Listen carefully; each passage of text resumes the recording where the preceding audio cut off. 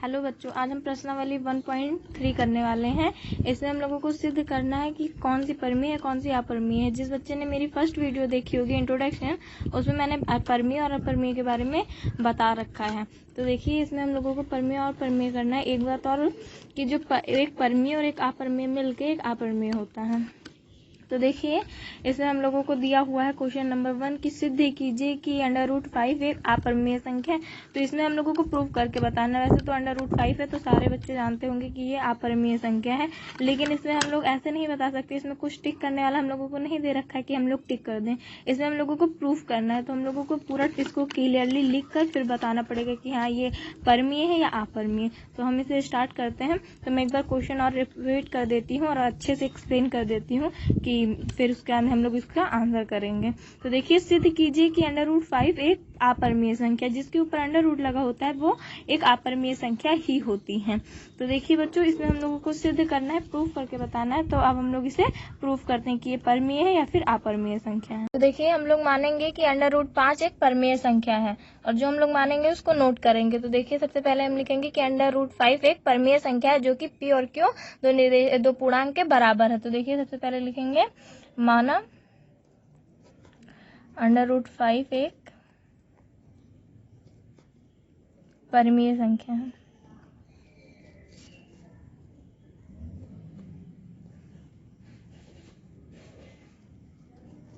जो p और q के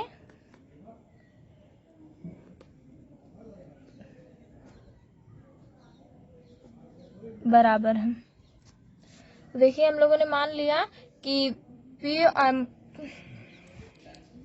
और q के बराबर है। अब देखिए, हम लोग इसको कैसे लिखेंगे। अब हम लोग इसको लिखेंगे कि √5 = p और q। हमने √5 = p q इसलिए लिखा है क्योंकि √5 के p q बराबर है, इसलिए हम लोगों ने इसे ऐसे लिखा है।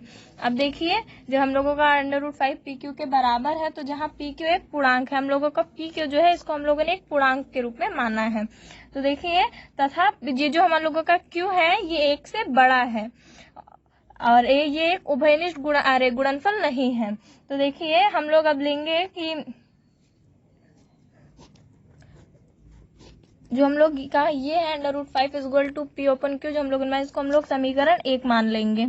हम लोगों का समीकरण 1 हो गया। मैं एक बार और एक्सप्लेन कर दूं कि √5 = p/q आया है। देखिए, √5 जो है हम लोगों ने इसको एक परमीय संख्या माना है कि √5 हम लोगों का एक परमीय संख्या जो कि p और q के बराबर है। p और q जो है वो हम लोगों का एक पूर्णांक है, ठीक है। q जो है हम लोगों का एक p और q दोनों एक पूर्णांक है हम लोगों का, तो इसलिए हम लोग और इसके बराबर है, इसलिए हम लोगों ने √5 = p और q कर दिया, जो कि हम लोगों का समीकरण 1 हम लोगों ने इसको मान लिया है। तो देखिए, सब हम लोग लिखेंगे समीकरण 1 के दोनों ओर वर्ग करने पर हम लोग इसका वर्ग कर देंगे। तो देखिए, इसका वर्ग करने पर तो हम लोग सबसे पहले लिखेंगे कि समीकरण 1 का वर्ग करने पर। तो देखिए, हम लिखते हैं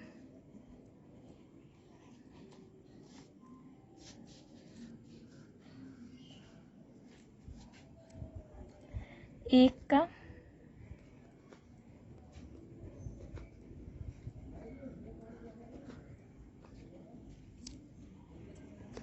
देखिए, अब हम लोग इसका वर्ग करेंगे। तो देखिए, जब हम लोग इसका वर्ग करेंगे तो √5 स्क्वायर हो जाएगा, = PQ पे भी स्क्वायर आ जाएगा। √5 = PQ स्क्वायर हो जाएगा। तो देखिए, जब √5 की √5 से मल्टीप्लीकेशन होती है तो 5 आ जाता है, √ हट जाता है। और देखिए, जब इसकी हम लोग मल्टीप्लीकेशन करेंगे तो कोई भी अल्फाबेट हो, अगर उसका वर्ग करते हैं तो उसके ऊपर स्क्वायर आ जाता है, तो p² = q² हो जाएगा। इसके बाद देखिए, हम लोग क्या करेंगे, q को इधर ले जाएंगे, ठीक है। एक q इधर आ जाएगा, तो यहाँ पे q है, इसलिए इसका टोटल हम लोगों ने q² कर दिया है। तो एक q क्या इधर चला जाएगा, एक q 5 पे आ जाएगा। तो देखिए, ऐसे हो जाएगा 5q = p² = q हो जाएगा। अब देखिए आगे जब ऐसा हो जाएगा फिर हम लोग, चूंकि 5 एक पूर्णांक है, ये एक पूर्णांक हो जाएगा क्योंकि अंडर रूट हट चुका है इसमें से, और क्यों हम लोगों का एक पूर्णांक पहले से ही है। तो देखिए 5 एक पूर्णांक हो गया, लेकिन जो हम लोगों का p square is equal to q है, ये कोई उभयनिष्ठ गुणनखंड नहीं है, ये हम लोगों का पूर्णांक नहीं है, इसलिए ये p square is equal to q बराबर नहीं है 5q के।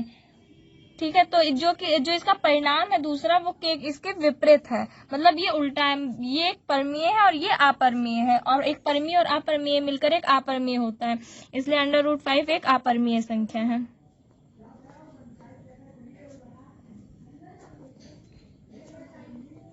अपरमीय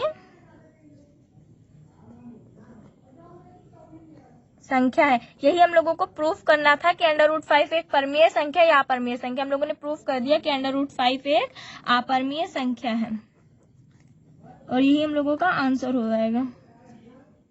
कि इसमें हम लोगों का दूसरा क्वेश्चन जो दे रखा है वो दे रखा है, सिद्ध कीजिए कि 5 + 2 अंडर रूट 5 एक अपरमीय संख्या है।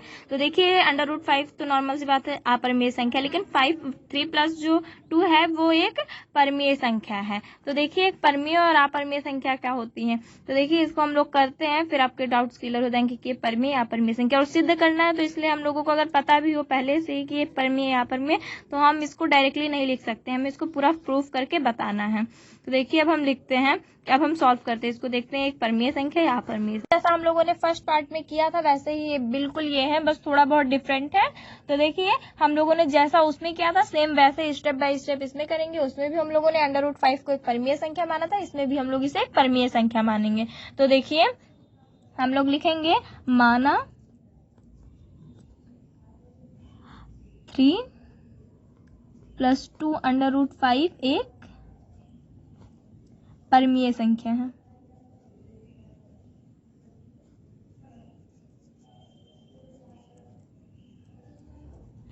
अंडर रूट 5 एक परमीय संख्या है, जो देखिए बच्चों अल्फाबेट हम कोई भी ले सकते हैं, अल्फाबेट आप पे डिपेंड करता है, ना कि आप क्वेश्चन पे वो मतलब आप इसे मान रहे हैं, आप x y z कुछ भी मान सकते हैं। तो देखिए जैसा हम लोगों ने उसमें अल्फाबेट हम लोग, देखिए बच्चों अब जैसा हम लोगों ने उसमें माना था कि p और q एक अल्फाबेट, वैसे हम लोग इसमें x और y मानते हैं, तो माना x और y के बराबर है। तो देखिए बच्चों हम लोगों ने मान लिया x और y के बराबर है। अब देखिए ये अल्फाबेट से आप कंफ्यूज मत होइएगा, आप चाहे तो p और q भी ले सकते हैं, उसमें कुछ नहीं है। तो देखिए बच्चों हम लोगों ने यहाँ तक मान लिया। अब देखिए जैसा हम लोगों ने उसमें इक्वल टू करके लिख दिया था, वैसे हम लोग इसको भी इक्वल टू करके लिख सकते हैं। तो देखिए 3 + 2 under root 5 equal to x/y। अब देखिए बच्चों ये हम लोगों का समीकरण 1 हो गया। अब देखिए इसमें हम लोग इसको अच्छे से लिख सकते हैं एकदम एक्सप्लेन से। तो देखिए जब हम लोग इसको और क्लियरली लिखेंगे तो देखिए बच्चों यहाँ पे जो दे रखा है प्लस, तो इसको हम लोग क्या करेंगे परमीय एक तरफ कर लेंगे और अपरमीय संख्या एक तरफ कर लेंगे। तो देखिए जब हम लोग परमीय संख्या एक तरफ और अपरमीय संख्या एक तरफ करें, देखिए बच्चों अब हम क्या करेंगे परमीय संख्या एक तरफ और अपरमीय संख्या सारी एक तरफ कर लेंगे। तो देखिए अंडर रूट 5 और 2 अंडर रूट 5 हम लोगों का एक अपरमीय संख्या है, तो इसको हम एक तरफ कर लेंगे और x/y और 3 को एक तरफ कर लेंगे। तो देखिए हम लोग क्या करेंगे 2 under root 5 equal to x/y -3 कर लेंगे। बहुत बच्चे कंफ्यूज हो रहे होंगे कि यहाँ तो प्लस था अचानक माइनस कैसे आ गया। मैं उनके डाउट्स क्लियर कर दूं कि देखिए पक्षांतर करने पर जो ये होती है हम लोगों का चिन्ह वो बदल जाता है। अगर यहाँ माइनस होता तो यहाँ प्लस हो जाता, और प्लस इसलिए यहाँ माइनस हो गया है।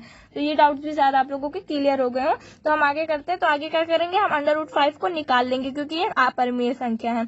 अंडर रूट 5 को हम लोग बाहर करके इक्वल टू जो हम लोगों का आ जाएगा टोटल जो बचेगा, यहाँ पे इसकी मल्टीप्लीकेशन हो जाएगी और नीचे इसकी मल्टीप्लीकेशन हो जाएगी। तो देखिए 3 = 2 हो जाएगा, इससे मल्टीप्लीकेशन हो जाएगी। तो देखिए अब हम लोग टोटल हम लोगों का इतना आ जाएगा नीचे डिवाइड होने पे। तो देखिए प्यारे बच्चों अंडर रूट 5 जो है वो हम लोगों की एक अपरिमेय संख्या, जो कि मैंने फर्स्ट पार्ट में भी क्लियर कर रखा है। तो देखिए हम लोग इसे लिखेंगे कि अंडर रूट 5 एक अपरिमेय संख्या है।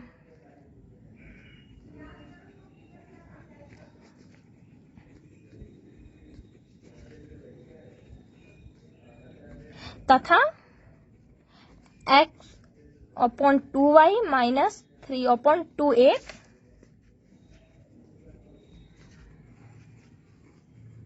परिमेय संख्या है।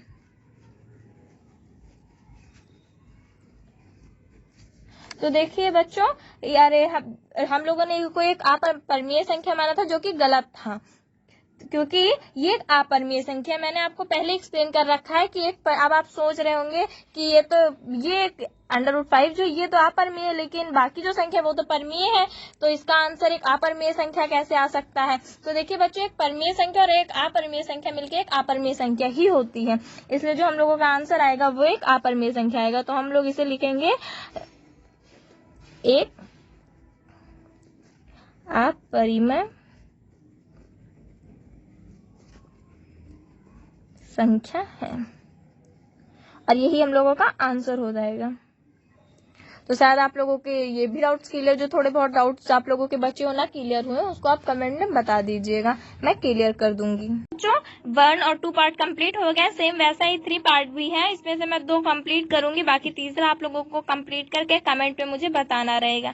देखिए बच्चों, मैं जितनी ही आपको क्लियरली मैं चाहूँ तो आपको सारे क्वेश्चन करा सकती हूँ, लेकिन देखिए बच्चों, अगर जितना ही जल्दी हम लोग एक्सरसाइज कंप्लीट कर लेंगे तो फिर मैं आप लोगों का एग्जाम्पल भी कंप्लीट करा सकूंगी, और एग्जाम्पल्स के कुछ से क्वेश्चन बहुत ज्यादा आते हैं बोर्ड में। तो देखिए बच्चों, मैं इसके जो कुछ पार्ट करूंगी, इसमें 3 पार्ट क्वेश्चन है, मैं 2 करूंगी, एक आपको करके मुझे कमेंट में बताना रहेगा, और जो बच्चे नहीं कर पाएंगे तो मुझे कमेंट में बता भी देंगे, मैं कर भी दूंगी। तो देखिए इसको हम स्टार्ट करते हैं। इसमें लिखा सिद्ध कीजिए कि निम्नलिखित संख्या अपरिमेय है। तो देखिए इसमें हम लोगों को बताना है कौन सी परिमेय कौन सी अपरिमेय है। तो देखिए हम बताते हैं, इसका पार्ट 1 करते हैं। जिस बच्चे ने 1 और 2 अच्छे से समझा है वो तीसरा अपने आप कर लेगा, और जिसको थोड़ी बहुत कंफ्यूजन रह गई है वो अभी क्लियर हो जाएगी। तो हम स्टार्ट करते हैं, इसका हम पार्ट 1 करते हैं। देखिए बच्चों, जैसा हम लोगों ने बाकी के क्वेश्चंस में किया था बिल्कुल सेम वैसा इसमें भी करेंगे। इसमें भी हम लोगों को यही बताना है कि ये परिमेय है या अपरिमेय। तो देखिए बच्चों, आपको बिल्कुल भी इसमें कंफ्यूजन नहीं होनी चाहिए, बिल्कुल ये उन्हीं क्वेश्चनों की तरह है। तो देखिए जैसा हम लोग उसमें मानते थे कि एक परिमेय है, वैसे हम लोग इसको भी 1/√, को एक परिमेय संख्या मानेंगे। तो हम लिखते हैं माना 1/√, एक परिमेय संख्या है।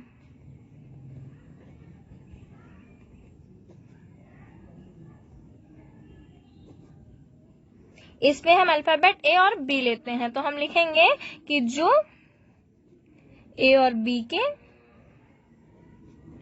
बराबर है। तो देखिए बच्चों, हम लोगों ने यहां तक मान लिया कि जो ए और बी के बराबर है। तो अब देखिए अब हम इसमें लिखेंगे कि जो ए और बी के बराबर, तो जैसा हम उसमें करते थे 1/√2 equal to A upon B.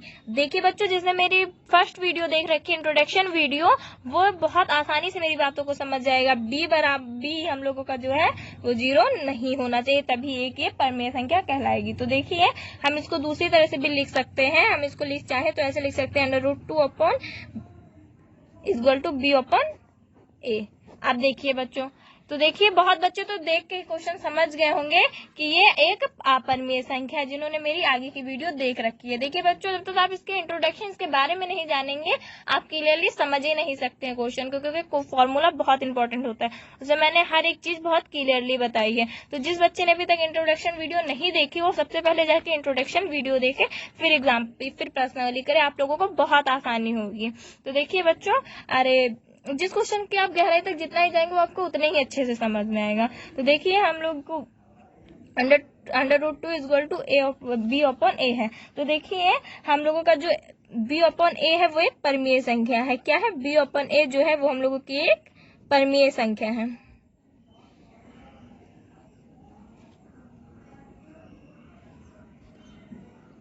जो हम लोग बी अपॉन वो एक परिमेय संख्या है, लेकिन जो हम लोगों का √2 है वो एक अपरिमेय संख्या है, एक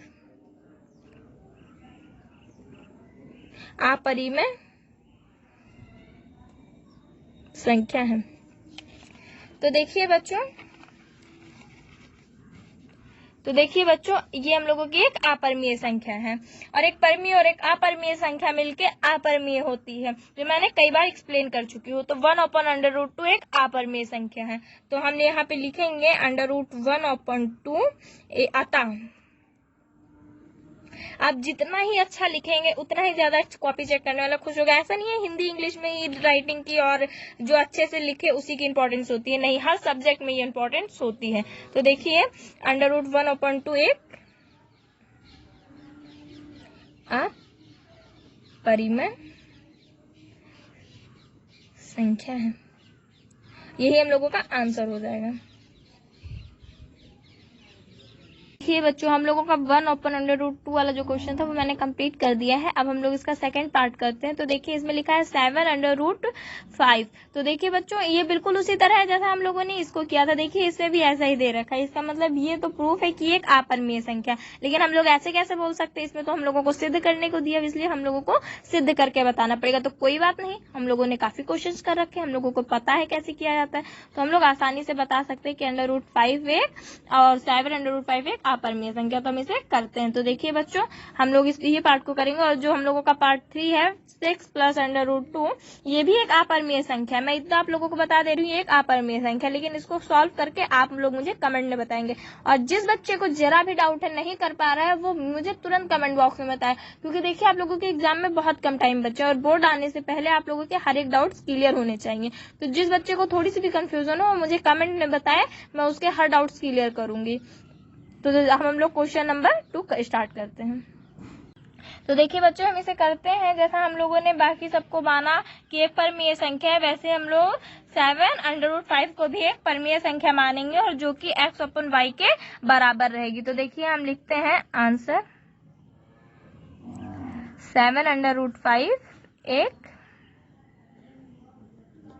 परमीय संख्या है,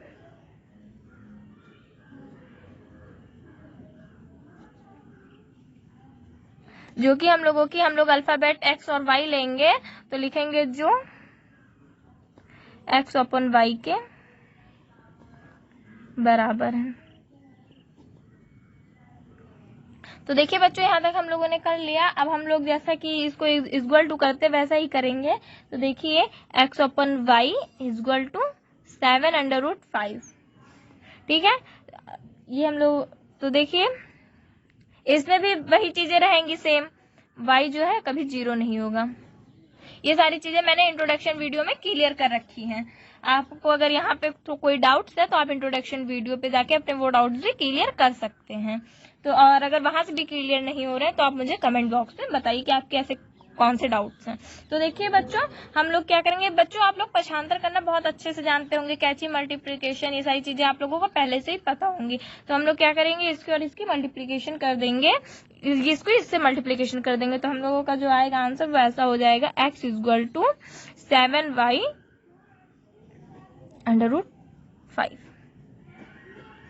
ये कैसे आया मैं ये भी बता दूं। जो हम लोगों ने इसकी और इस यहाँ पे जिसके नीचे कोई नहीं होता उसके नीचे 1 होता है, तो हम लोगों ने माना कि हम लोगों का ये 1 है, और इसकी और इसकी ऐसे मल्टीप्लिकेशन हो गई। तो x की 1 से अगर x की हुई तो x आ गया, और इसकी हुई तो ये इतना आ गया। तो शायद ये भी आपके डाउट्स क्लियर हो गए हों। तो हम आगे करते हैं। तो हम लोग इसको क्या मान लेंगे, अपना समीकरण 1 मान लेंगे। तो देखिए अब जहाँ पे हम लोगों का x y एंड a, जो हम लोगों का x y और साथ है वो एक पूर्णांक है, ठीक है। तो देखिए हम लोग लिख लेते हैं, हर छोटी से छोटी चीजें आप लिख लीजिए, जिससे आपको भी आसानी होगी और जो कॉपी चेक कर रहा है उसे भी आसानी होगी, और आप सबसे अच्छी बात, आपको समझने में बहुत आसानी होगी। तो x y तथा 7 एक पूर्णांक है। तो देखिए बच्चों, जो हम लोगों का समीकरण 1 से हम लोग लेंगे तो ऐसे होगा। तो फिर आप लोग यहाँ पे लिखिए समीकरण 1 से हम लोगों का समीकरण 1 कौन सा है, ये है। तो देखिए बच्चों, हम लोग अपरिमेय को जैसा एक तरफ कर लेते तो परमेय को एक तरफ, सेम वैसा ही हम लोग करेंगे। तो देखिए हम लोग परमेय को एक तरफ ले लेंगे और अपरिमेय को एक तरफ। अपरिमेय कौन सी हम लोगों की, यही तो है। तो हम लोग इसको कैसे करेंगे, = x/7y। तो देखिए बच्चों, अरे x/7 से हम लोगों की परमीय संख्या है, और √5 एक अपरिमेय संख्या। तो सबसे पहले हम इस इतनी बात को लिखते हैं। तो √5 एक अपरिमेय संख्या है तथा x/7y परमीय संख्या है। अब देखिए बच्चों, मैं कई बार बता चुकी हूँ, एक परिमेय और अपरिमेय संख्या मिलकर एक अपरिमेय संख्या होती है। तो देखिए एक परिमेय और एक अपरिमेय संख्या मिलकर एक अपरिमेय संख्या होती है। तो देखिए x अपॉन 7y है, तो ये हम लोगों की एक परिमेय संख्या और ये अपरिमेय संख्या, इन दोनों को मिला के अपरिमेय होगा। तो इसका मतलब 7/5 एक अपरिमेय संख्या है।